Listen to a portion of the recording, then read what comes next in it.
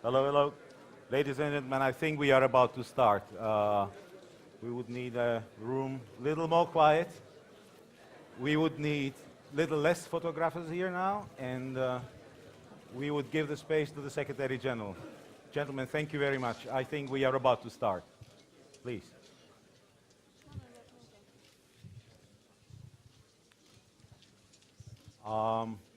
With a little delay, and I know that Secretary General has got his very, very busy and tight schedule to follow, and I'm sorry to cut down your break a little down.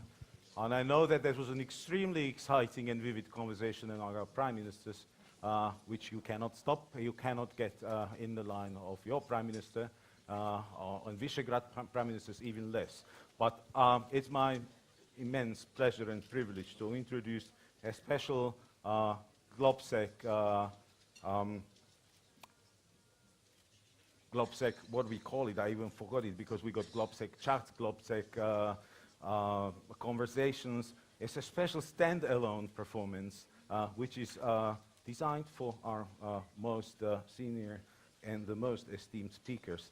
And Secretary General of NATO is such a speaker on his own merits, even without, if I mention that, the organization which is under his leadership today, it's a special organization to all of us. To chair the NATO Council, it's something of, I think, unusual experience. Though his qualification of Prime Minister of the country certainly helped him, but I think to get on leash 28 phone reps, that must be a hell, and even in these days, more than hell. But we cannot have him here in a more topical time than is here and now.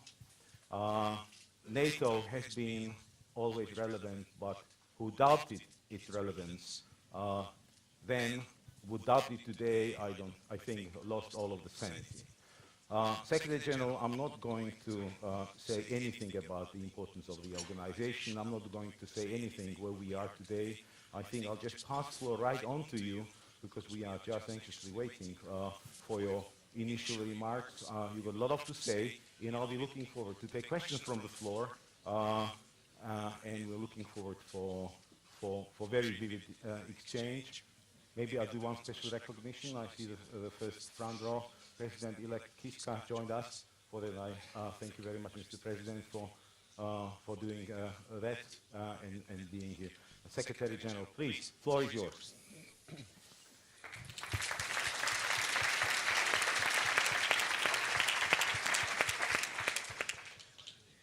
Ambassador Katja, ladies and gentlemen, thank you very much indeed for that kind welcome and kind introduction. It is a great pleasure to be here today. In just a few years, the Bratislava Global Security Forum has become one of Europe's premier venues for the discussion of international security matters. And this year's meeting comes at a critical moment for all of us. 25 years ago, this part of Europe was the front line in the fight for freedom. Barbed wire fences were cut, walls came down, and freedom prevailed over force. NATO's open door policy and European Union enlargement advanced our goal of a Europe whole and free, not by threats, coercion, or the use of force, but by the choice of sovereign nations and free people. By free choice, not by force, we erased the deep dividing lines across our continent.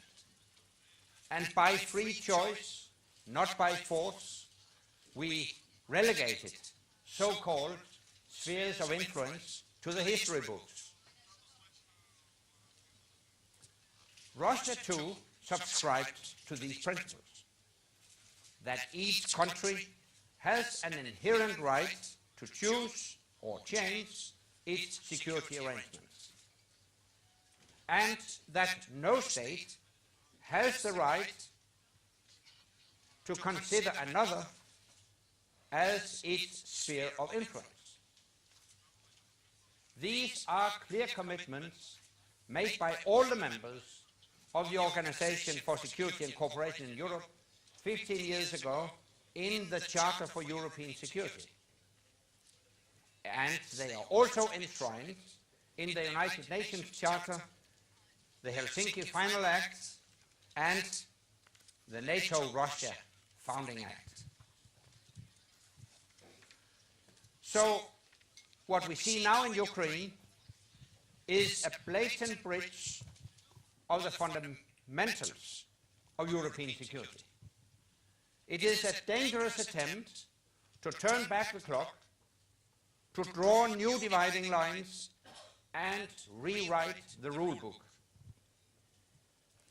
President Putin and his government have only used the language of international values and norms in order to subvert them. Russia's state media are spinning a dishonest narrative to manipulate public opinion.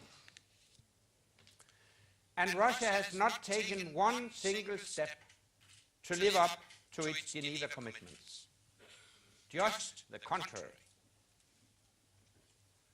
So, judging by Russia's actions, the aim is clear.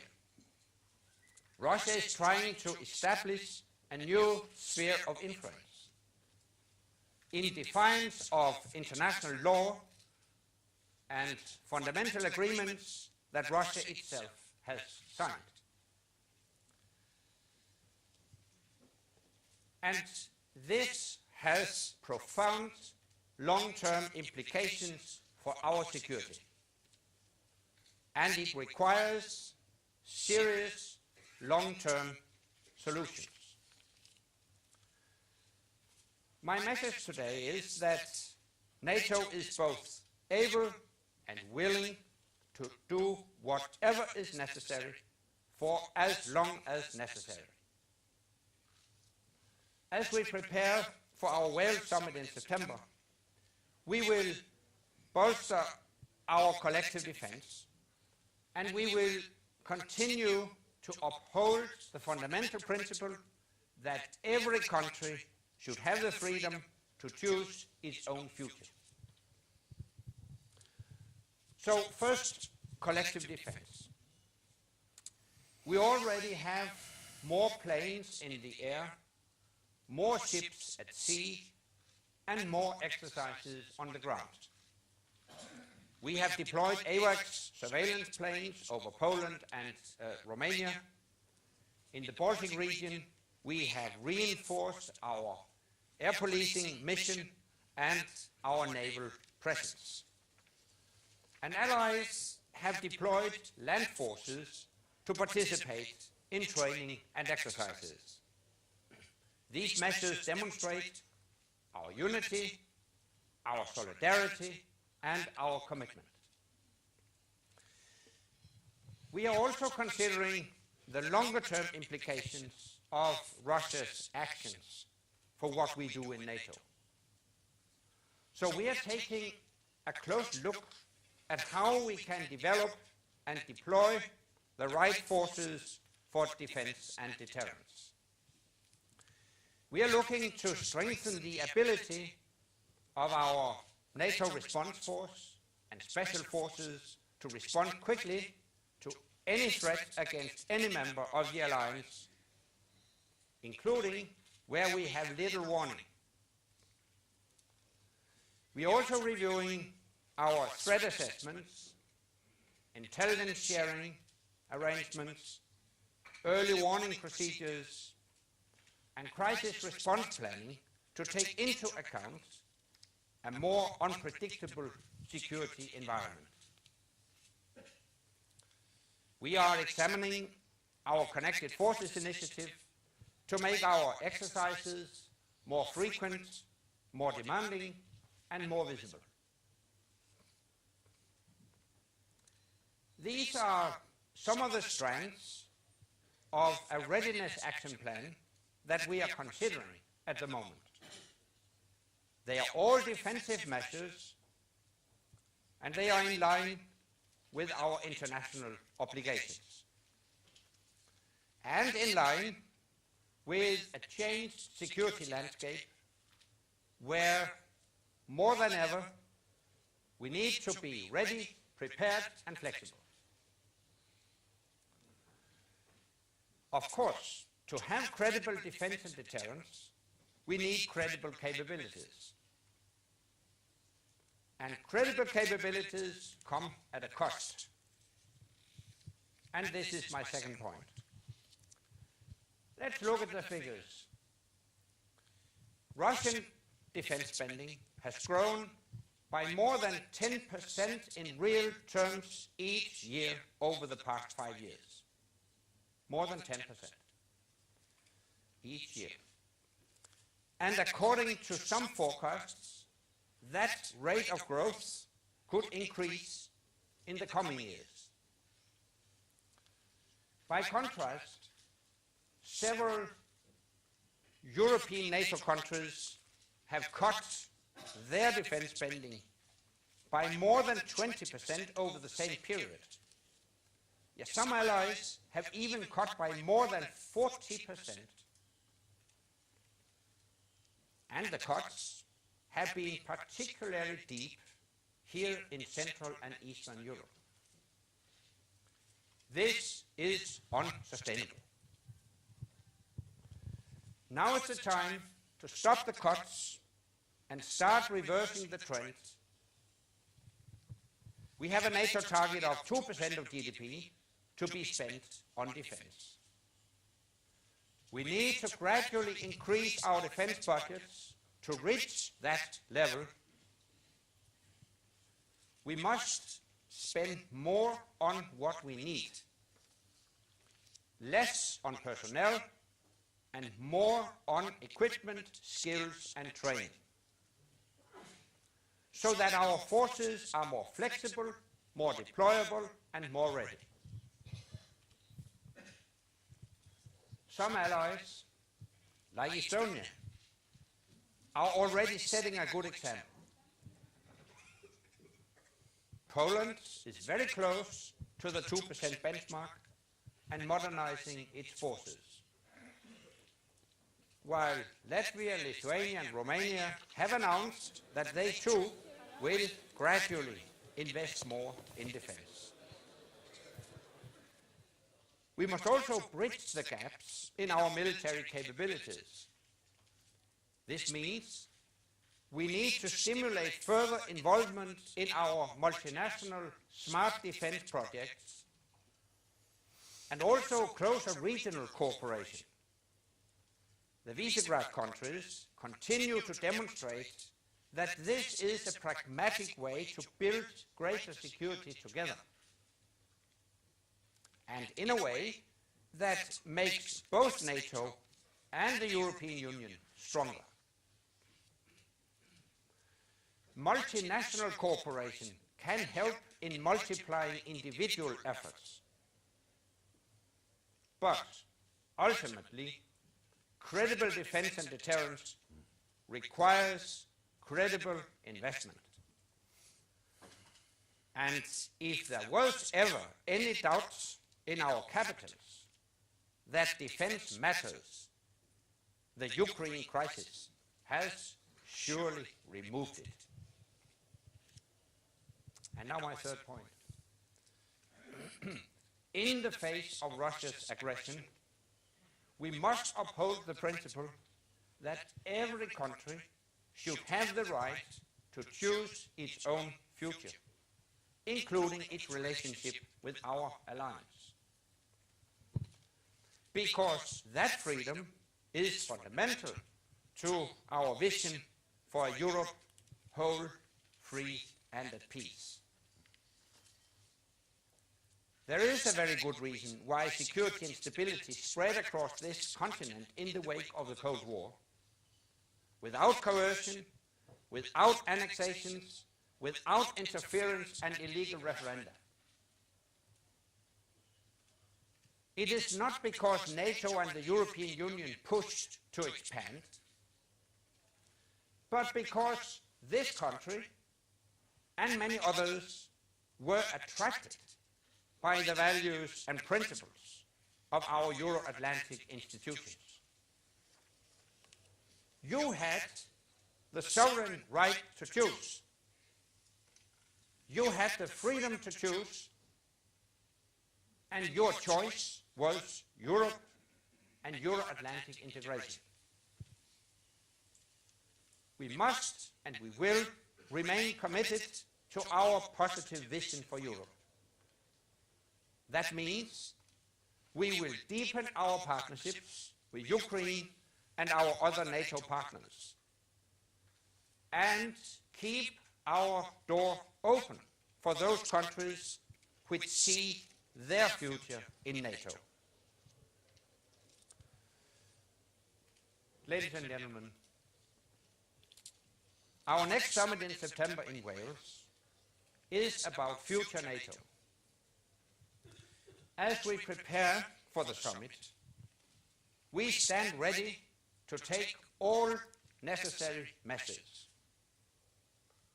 to bolster our collective defense, to boost our defense spending, to bridge capability gaps, and to uphold the principle that every country should have the freedom to choose its own future.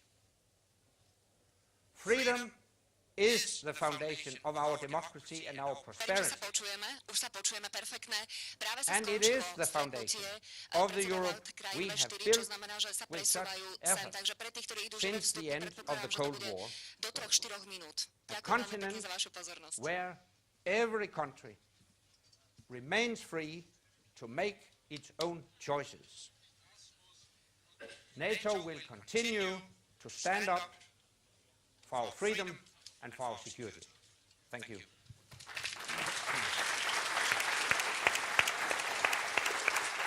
Maybe you will say something that I'll take questions from the floor. Yeah, okay. Let me walk down to see better than the room to take questions, and I cannot agree more, Mr. State Secretary, with your comments of a free choice, but also on willing and able.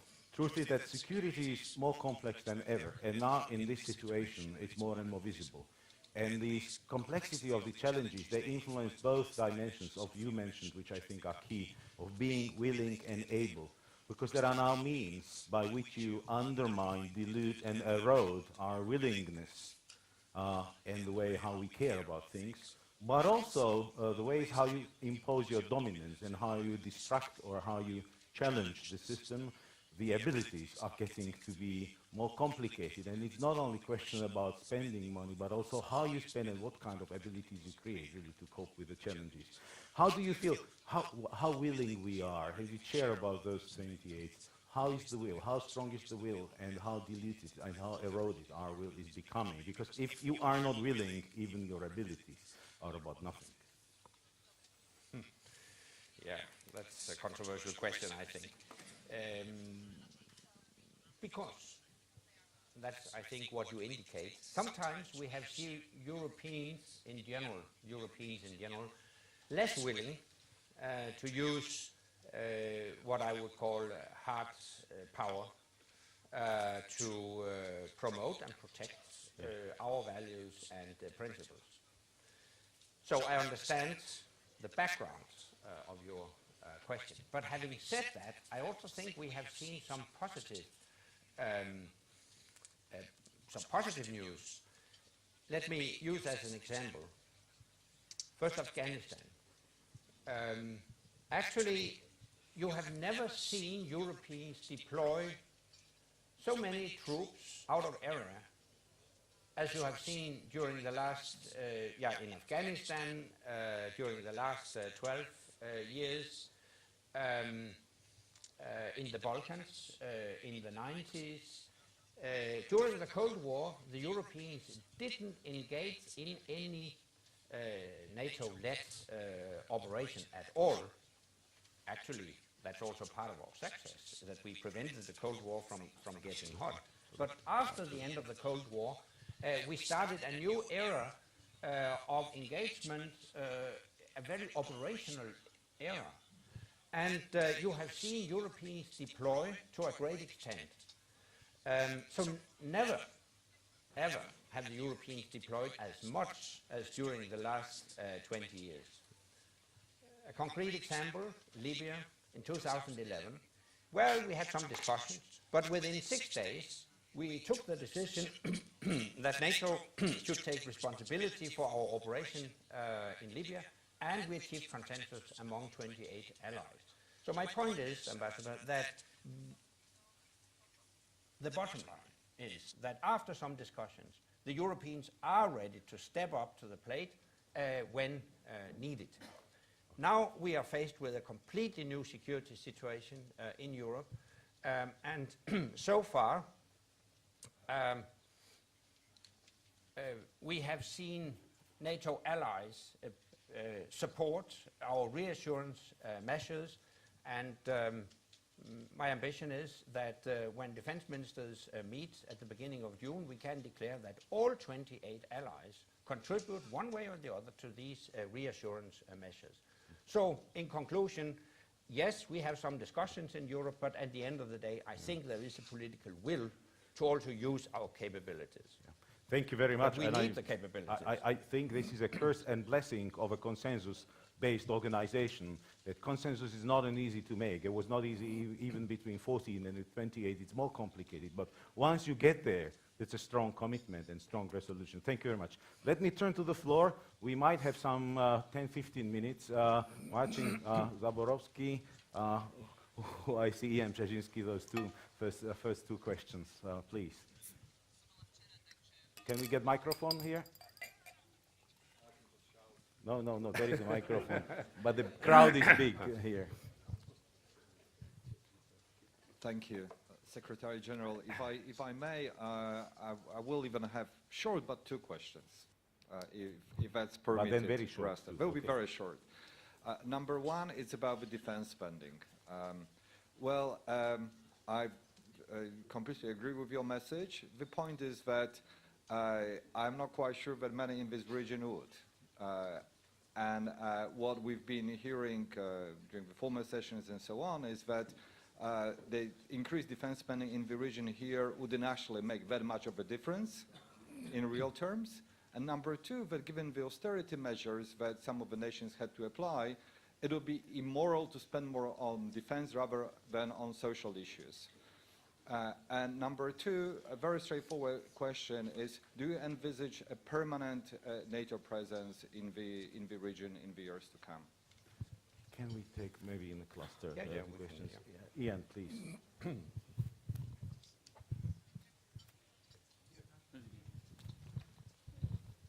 Secretary General, thank you for your very strong words on the crisis in Ukraine. And let me follow up on that issue. The alliance has done much to reassure its own members and their security. You spoke forcefully about some of the measures that we're taking to kind of reinforce collective defense.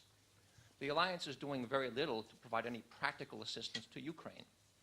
The result, in a way, is in fact a de facto red line that enhances the security of NATO's eastern frontier, but is basically leaving Ukraine isolated on its own. In a sense, a military carte blanche for Russia.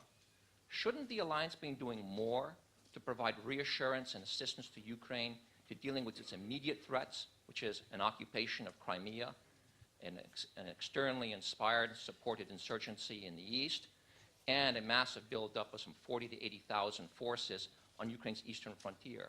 Shouldn't the alliance be providing packages of military assistance and equipment, defensive weapons, perhaps even some intelligence assets, other forms of assistance that would reassure and provide Ukrainians greater self-confidence and their ability for self-defense, and that would complicate Russian military planning?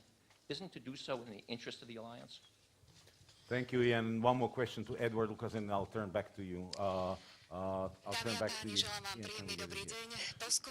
Thank you very much. And then we can General, for the reply. you've rightly said that territorial defence is now back on the agenda, and that's particularly northeastern Europe.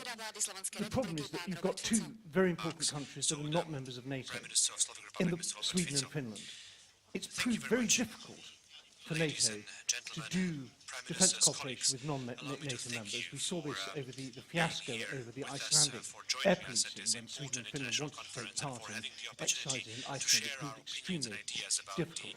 What potential do you see now in these crisis conditions for intensified cooperation with Sweden and Finland in this absolutely vital question of the defence of northeastern Europe? I do hope Thank you, gentlemen, very much for your question. Secretary General, please. First, on defense spending, you mentioned that the first argument against a significant increase in defense spending, at least in this part of Europe, and now I quote you, is that it wouldn't make much of a difference. So why do it? But let me remind you that if each and every ally was thinking that way, we wouldn't have any investment in security and defense at all. In other words, if you go down that road and argue that why should we spend more because it doesn't make any difference, then you are a free rider. And that leads me to the second point about moral. It's immoral. Well, I'm always hesitant to use the term moral or morality when it comes to politics. But speaking about morale, I think it's immoral to demonstrate lack of solidarity. To be a member of NATO is not only a privilege, it's also a duty. You have some tasks, you have some responsibilities. You would expect other allies to help if needed.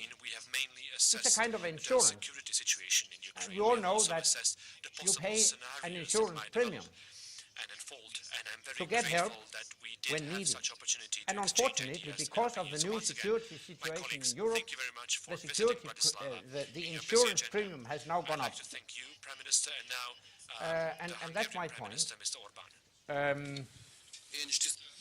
Secondly, on basing permanent or non-permanent or whatever. I would like to express my gratitude to Prime Minister Fico there are many things for his dedicated that we know in advance will be permanent, position except and tactics role maybe. as the host. But I would like to thank all why other have three a Prime theoretical Ministers for the discussion about opportunity in participating permanent or in today's non-permanent? morning panel. My It was turn an would excellent be experience. that we will do what is I am necessary happy that for Central as long as European required. Prime Ministers, for as long as required. when it Let's comes see to down the road how sitting the down security publicly situation and discussing the evolves. most And it's my difficult clear issues, position, they are my capable clear of position thinking in that an we need inspirational manner. more visible NATO It is presence a joke. all over NATO I territory. intend it as a joke, but there That's is a actually truth what in we're it doing that right now Central with the immediate majority, measures. a But I substantial also part of think Central we need European some politicians long-term used to be measures. intellectuals, used to be Next intellectuals, question and on that is conducive to such Ukraine. debates. Shouldn't we do more So I for am very grateful Ukraine? for the opinions. Actually, I am very grateful for the we have had inspiring numerous discussion. meetings in the The NATO-Ukraine Hungarian Commission, presidency and Ukraine is running has out on forwarded the a 24th list of June in of Budapest. requests We are for expecting NATO President of the Commission, assistance, Barroso. and There we is have going to be responded a positively public to that. part of this closing But of when our you presidency. Mr. mention Barroso will in also concrete speak. terms There will be some equipment, commissioners intelligence, also etc., attending. let me remind you that NATO Financial funds doesn't and possess perspectives of the next equipment. coming NATO doesn't have an planning intelligence period service will be on the as an agenda, and we will all organization. contribute We to are this. I would like to reiterate dependent what on Prime Minister individual Fico allies. has said. So the question about equipment, First-class intelligence, crisis, cooperation, etc., we have already that's drawn an the issue lessons on that, and we have that should be instructed addressed our at a experts bilateral to develop level the between details Ukraine and concerning individual gas allies. crisis As regards mechanism, the alliance, we have and decided we will to be enhance assessing our the work, the partnership achievements of the Hungarian presidency when it once we comes to conclude. defense I do reform, consider it modernization important, however, of that in the the recent Ukrainian times we armed have forces, created the parliamentary dimension of the Visegrad more cooperation, and I'm interoperability, also happy including that defense Ukrainian ministers have also participation in created NATO a mechanism of exercises, etc. coordinating their So efforts in the Visegrad we have done a lot format. already as This is an again something that alliance, will strengthen and the weight of I the foresee that Visegrad we will do cooperation more within the European in architecture. Thank the you very much future. for your attention. But let me also remind you that, of course, there is a difference between being a member of NATO and not being a member of NATO. Thank you very much. Collective Morning, ladies and defense, gentlemen, according as a to part of the Globsec Article panel, 5, as well as a applies dedicated to session members here only. at Bratislava. Finally, the fact that on four Sweden and prime Finland, ministers of Visegrad 4 if I heard correctly, met, you shows used the term role of the fiasco Visegrad 4 format and the regarding coordination of our the joint exercise positions over in Iceland. the European Union and in NATO. In my opinion, The that's not importance has accurate. also grown, as On the well as contrary, the it was a great response success. to current Yes, security there was a lot of risks, discussion as in well both as Finland and Sweden defense before cooperation. I would like to the declare decision full was preparedness of the taken, Czech but it was Republic to be taken, involved and in I all consider it an mechanisms important and of positive solidarity step that we will towards now increased seek and cooperation identify between these as partners concerns and potential NATO, risks but of, also an concerning important and gas positive step supplies in into our direction region. of more The Czech Republic regional stands ready Nordic in the upcoming defense hours cooperation. and days to In conclusion, develop a Sweden and solidarity Finland plan are for very all valued V4 partners. countries. Today, we There have is an interesting intensively discussion discussed going on in the two energy countries security concerning issues their in relationship medium with and NATO. long I follow run, it closely, but and obviously I'm I'm not very going to glad that we interfere. have agreed that this must be a Thank you key very much. I topic think we have also, 5 more minutes. for the So, European Union, and a quick it's question, gentlemen, important over to here, abandon and this topic let at me the time when we will start to let me plan go here. using Okay, European right in the funds middle, and European and assets. I It's apologize very to all of important those for hands. the I'm projects terribly that sorry. will strengthen our Tang Jianqu energy from Chinese independence Institute of and International Studies, diversification China. of supplies, Let me including, shift a little bit from supplies of Ukraine to gas Asia Pacific that, region. the To my knowledge, funds NATO from did the have Europe some will contact be, with China dedicated to in that as well. exploring cooperation And in my recent last years. comment So what's concerns your defense assessment on cooperation. the current status There was a on the cooperation between mentioned the two in sides? the Globsec And panel, what's which your pertained frequently to the defense spending what your in individual countries, anticipation and that is, on the I would future like cooperation, to for highlight, example, in Afghanistan or strengthening in of effectiveness anti-piracy, defense you know, spending, which in is Aden our Bay? Thank you. Thank you very much. obligation And if you can vis-à-vis switch taxpayers, microphone and we need here in to the middle. strengthen this efficiency also by cooperating can with be Visegrad, kind and for pass we it may on. easily very cooperate much. in defense education, training. We may inform A very short each other question. about Could we expect acquisitions, and that I hope that we will map be able to realize joint for acquisitions some other as far as substantial the invitation very will be issued expensive to Georgia arms during the technology Wales is summit? concerned, in order to reduce Thank you very much. Secretary General. to increase the effectiveness of our defense spending. And I'm very First glad on, to see China. the major progress achieved on the joint I would very European much Union like to battle see group. Visegrad 4 what I would call a more will be structured mounting dialogue in between 2016, NATO and this China. will be prepared very We well have in the spring a of dialogue. 2016. Thank you very much. And now the We have a Prime Minister dialogue Poland, with Donald Tusk. China at different levels. Let me start with Actually, the some years expressions ago, of gratitude the Deputy Secretary General, to Prime the Minister then Fico, Deputy a host Secretary of this General, meeting, visited and Prime Minister China. Viktor Orban,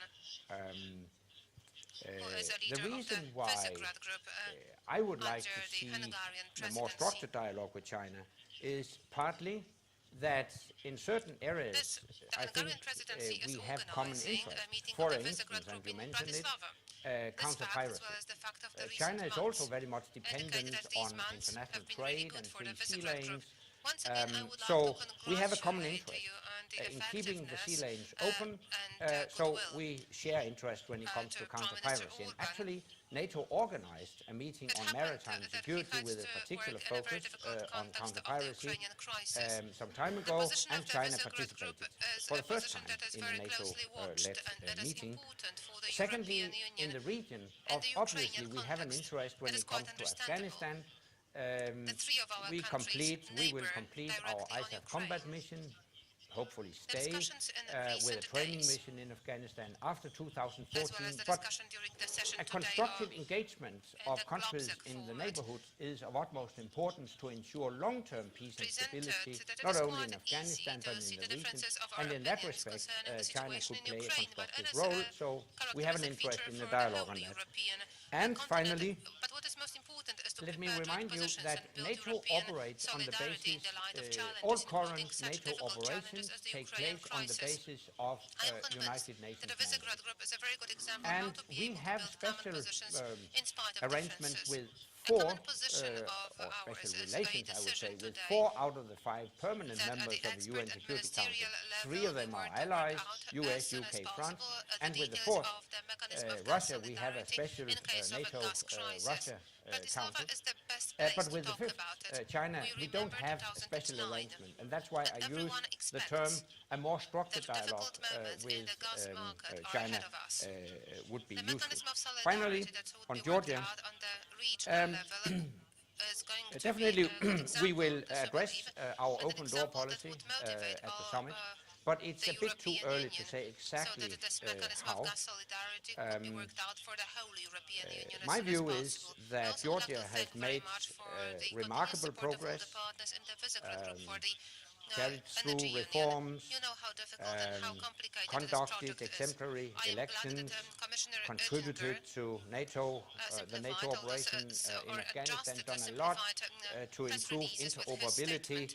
But we realized that one So of the Georgia first has made a items lot of of the energy progress, and plan that would progress the common should acquisitions or be the reflected single gas at the price summit in Europe. appropriately. These are the elements But which lead to exactly the how greatest is a number bit of too early emotions and to say. controversies.